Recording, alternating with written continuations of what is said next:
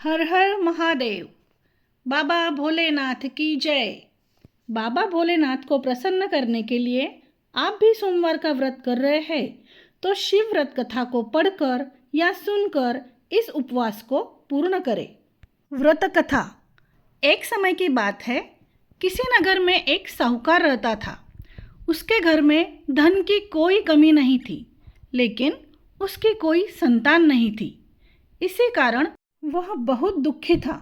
पुत्र प्राप्ति के लिए वह प्रत्येक सोमवार व्रत रखता था और पूरी श्रद्धा के साथ शिव मंदिर जाकर भगवान शिव और पार्वती जी की पूजा करता था।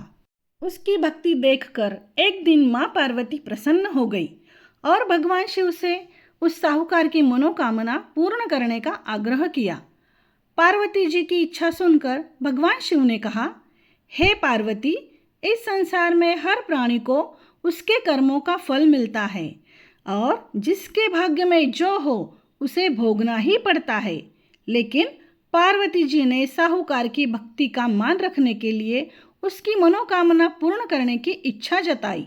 माता पार्वती के आग्रह पर शिव जी ने साहूकार को पुत्र प्राप्ति का वरदान तो दिया, लेकिन साथ ही यह भी कहा कि उसके बालक की आयु केवल 12 वर्ष होगी। माता पार्वती और भगवान शिव की बातचीत को साहूकार सुन रहा था। उसे ना तो इस बात की खुशी थी और ना ही दुख। वह पहले की भांति शिव जी की पूजा करता रहा। कुछ समय के बाद साहूकार के घर एक पुत्र का जन्म हुआ। जब वह बालक 11 वर्ष का हुआ तो उसे पढ़ने के लिए काशी भेज दिया गया। साहूकार ने पुत्र के मामा को बुलाकर उसे बहुत सारा धन दिया और कहा कि तुम इस बालक को काशी विद्या प्राप्ति के लिए ले जाओ और मार्ग में यज्ञ कराना। जहाँ भी यज्ञ कराओ वहाँ ब्राह्मणों को भोजन कराते और दक्षिणा देते हुए जाना। दोनों मामा भांजे इसी तरह यज्ञ कराते और ब्राह्मणों को दान दक्षिणा देते काशी की ओर चल पड़े। रात में एक नगर पड़ा जहाँ नगर के राजा की कन्या का विवाह था, लेकिन जिस राजकुमार से उसका विवाह होने वाला था वह एक आंख से काना था। राजकुमार के पिता ने अपने पुत्र के काना होने की बात को छुपाने के लिए एक चाल सोची। साहूकार के पुत्र को देखकर उसके मन में एक विचार आया।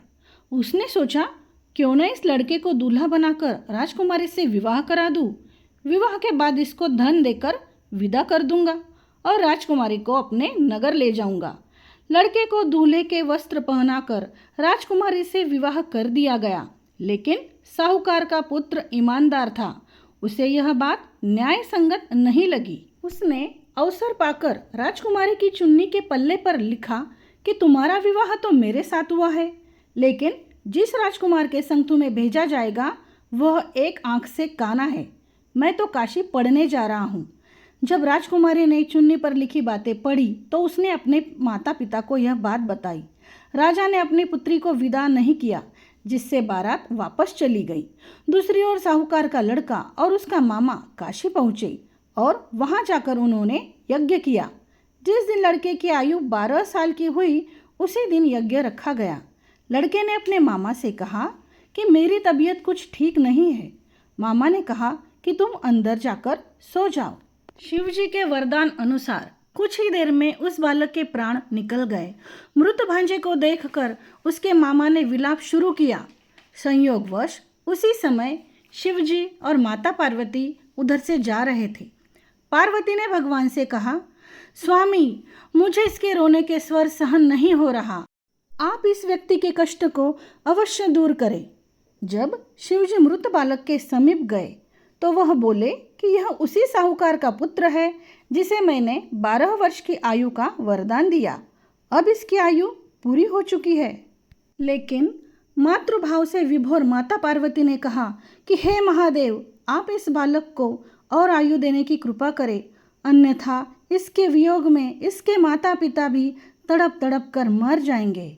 माता पार्वती के आग्रह पर भगवान शिव ने उस लड़के को जीवित होने का वरदान दिया। शिव जी की कृपा से वह लड़का जीवित हो गया। शिक्षा समाप्त करके लड़का मामा के साथ अपने नगर की ओर चल दिया। दोनों चलते हुए उसी नगर में पहुँचे जहाँ उसका विवाह हुआ था। उस नगर में भी उन्होंने यज्ञ का आयोजन किया। उस लड़के के ससुर ने उसे पहचान लिया और महल में ले जाकर उसकी खातिरदारी की और अपनी पुत्री को विदा किया। इधर साहूकार और उसकी पत्नी भूखे प्यासे रहकर बेटे की प्रतीक्षा कर रहे थे। उन्होंने प्रण कर रखा था कि यदि उन्हें अपने बेटे की मृत्यु का समाचार मिला तो वह भी प्राण त्याग देंगे, परंतु अपने बेटे के जीवित होने का समाचार पाकर वह बेहद प्रसन्न हुए। उसी रात भगवान शिव ने व्यापारी के स्वप्न में आकर कहा, हे श्रेष्ठी, मैंने तेरे सोमवार के व्रत करने और व्रत कथा सुनने से प्रसन्न होकर तेरे पुत्र को लंबी आयु प्रदान की है। इसी प्रकार जो कोई सोमवार व्रत करता है या कथा सुनता और पढ़ता है, उसके सभी दुख दूर होते हैं और समस्त मनोकामनाएं पूर्ण होती है।